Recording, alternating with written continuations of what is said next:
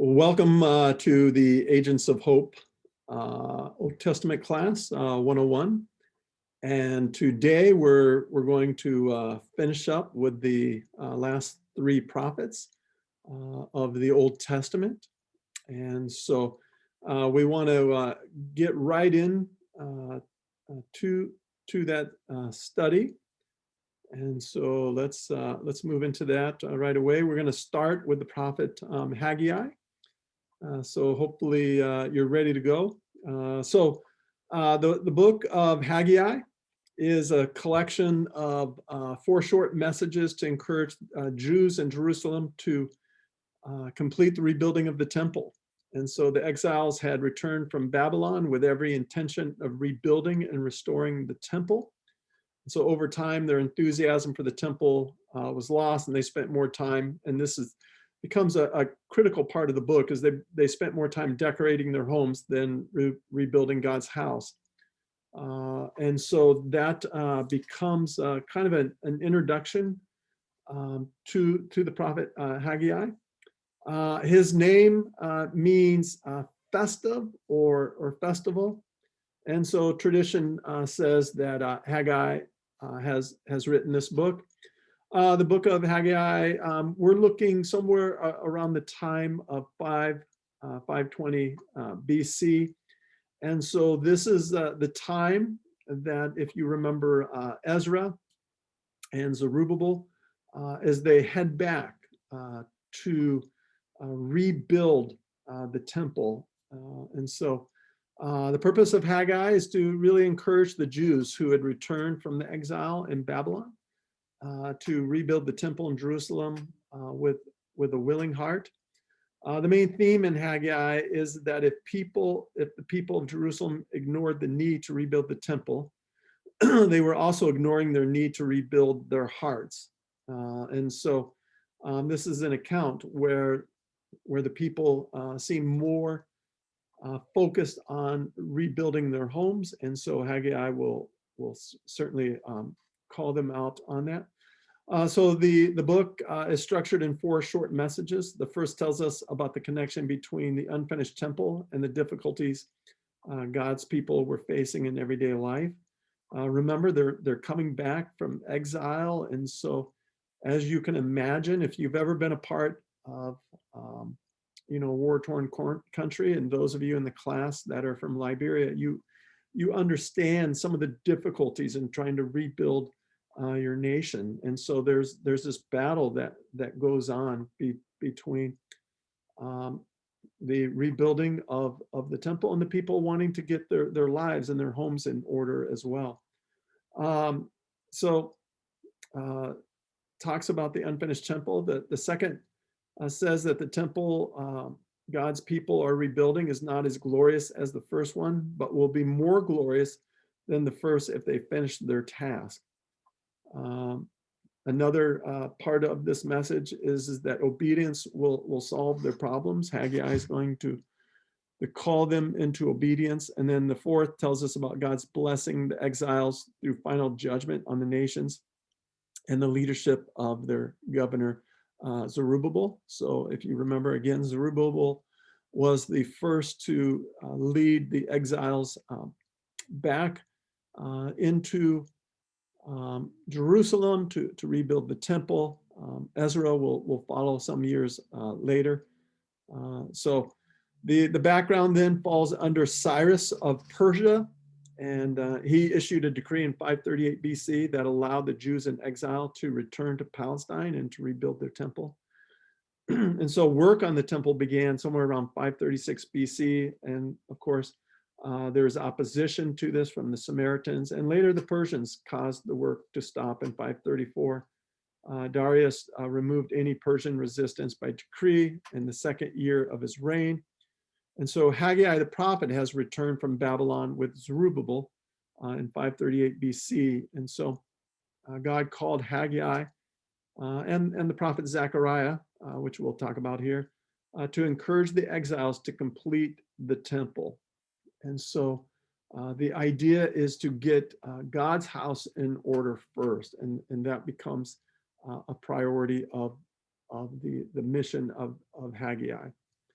So the development then of the message is that the overall message in Haggai develops as four messages build on each other. Again, the first God calls his people to take responsibility for the condition of the temple.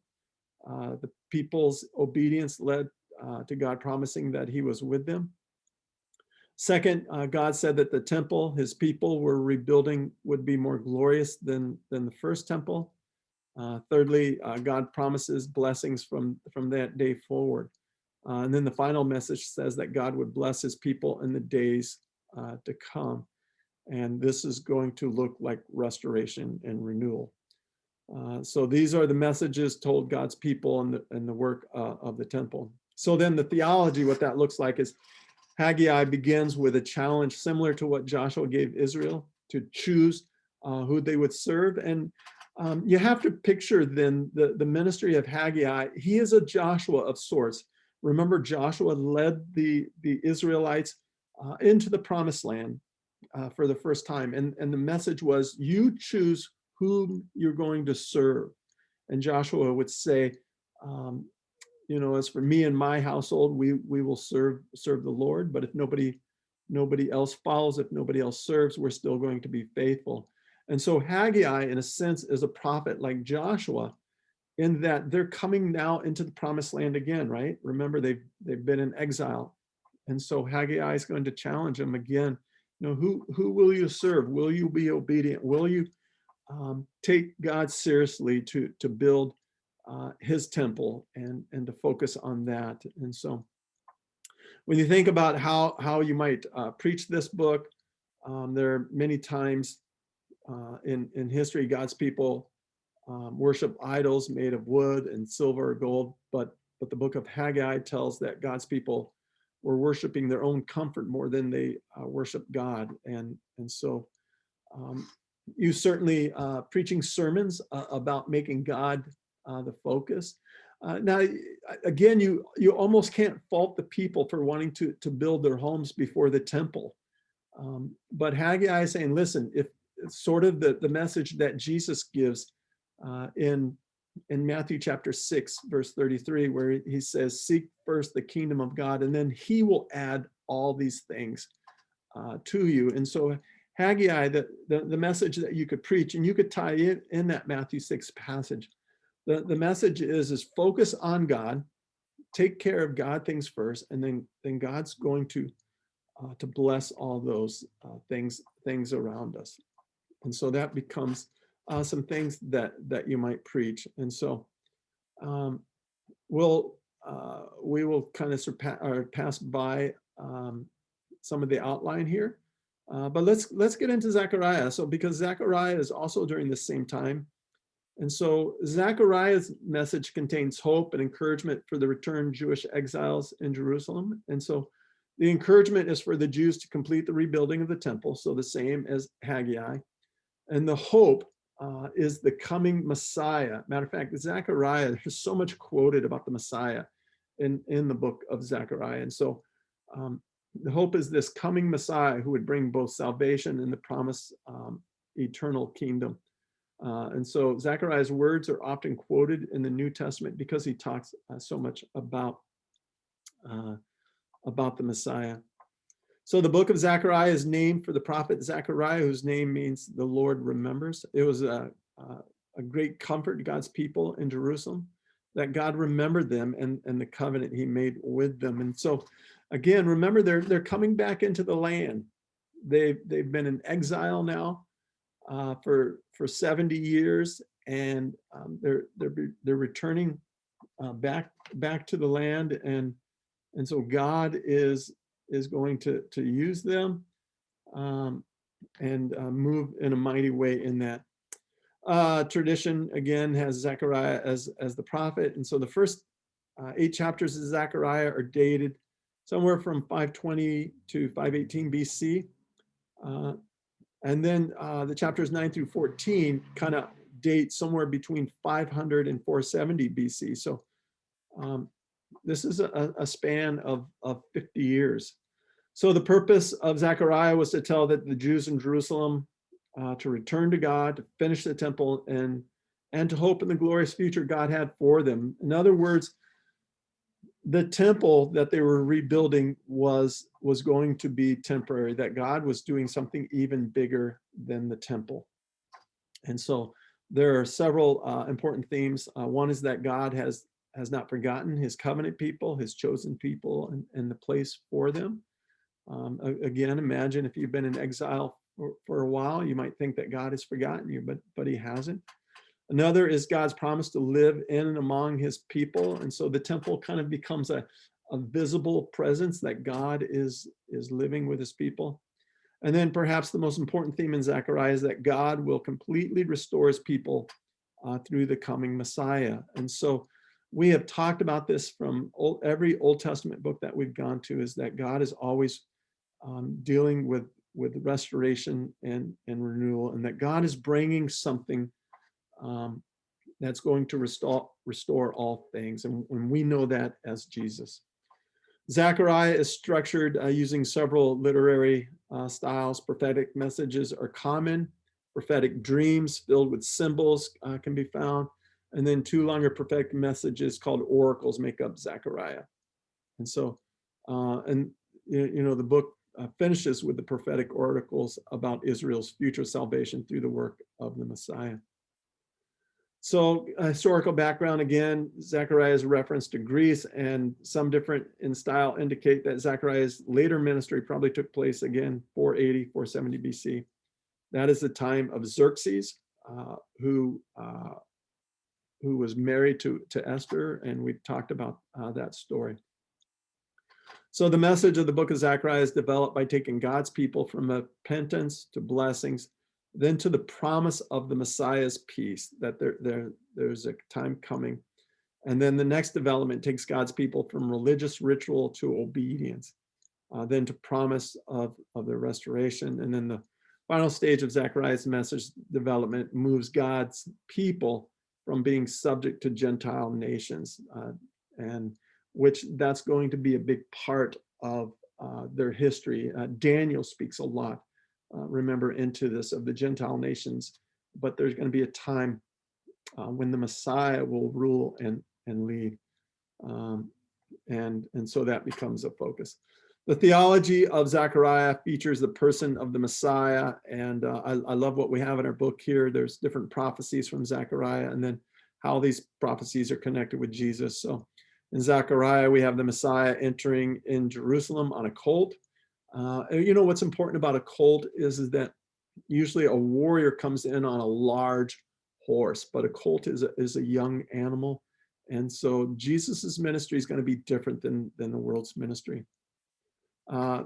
We also have that the Messiah will be betrayed by the 30 pieces of silver. And so that's the account with Judas, that the Messiah's hands and feet will be pierced, speaking of the cross. The Messiah's death cleanses us from sin. And then the Messiah will reign in the New Jerusalem, and Messiah will serve as a priest king, which is a role that covers lordship, but also covers one of ministering to people. And then the Messiah is a God shepherd. And so all these have their New Testament references as well. So I think that's a good part. I think in ways that you can preach this, I think you don't want to miss the Messiah part of this, that Zechariah is really focused on the Messiah and the fact that he's going to be Lord, he's going to be king, he will be ruling. And I think as you preach that, Jesus is our Messiah. And even that word Jesus Christ, a lot of times people think Christ is simply his last name, but it's not. Christ is a title, the anointed one. And so when you see that, especially in the New Testament, when it uses the word Christ, it's speaking that Jesus is Lord. Jesus is the chosen one to be king. And so, that invites us to preach sermons on Jesus's lordship, on Jesus being king. Ultimately, Jesus rules the world, and then the way that he's going to serve the world the way that he's going to bring the world under his leadership is not in the ways that the world powers have done through swords and guns and stuff, but it's going to be through love and sacrifice. So some ways that you can preach that. Let's get to the last book, Malachi. This is the last book of the Old Testament. And so the book of Malachi shows what happens when God's people both forget his love for them and live in rebellion.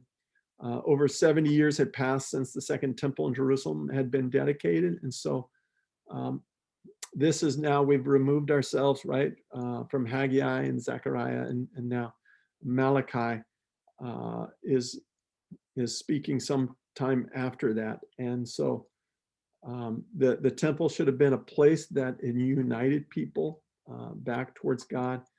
But Malachi speaks against some of the abuses that are going on. Their worship in Jerusalem had become empty. The people of God forgot really to worship God. They were going through motions, but they were not serving God in faithful ways. So the name Malachi means a messenger, and so Malachi, in a sense, becomes a messenger for God's people in a time when they needed somebody to speak into their time and their age, which, as when we talk about preaching, we need Malachi's today, right, to speak into our time and our age. So the book of Malachi says that Malachi wrote the book. His prophetic ministry took place while in Persia, while Persia still had political control over Israel. And so he's speaking in Israel, but this is during Persia's control. We can probably date this book somewhere around 432 to 425. This was the time when Nehemiah was in Persia and before Nehemiah returned to Jerusalem. The purpose of Malachi is to call God's people to a new commitment and obedience in the response of God's covenant. So the themes in Malachi tell about how important a person's heart and attitudes are in true worship. And so this is to counter the worship that people were just going through motions. So Malachi demands that everyone from priests to the people should test their attitudes towards God and each other. And Malachi says that people do not care about God and they mistreat each other, and God's people have forgotten his love for them. And so the book then is structured in 6 messages. The first message calls for a response to God's love. The second says that God's people should change their attitudes towards God from disrespect to honor. Third message calls God's people to be faithful to the covenant. The fourth message tells God's people to put their hope in him. The fifth message calls God's people to obey him. And then the sixth message reminds God's people to fear him.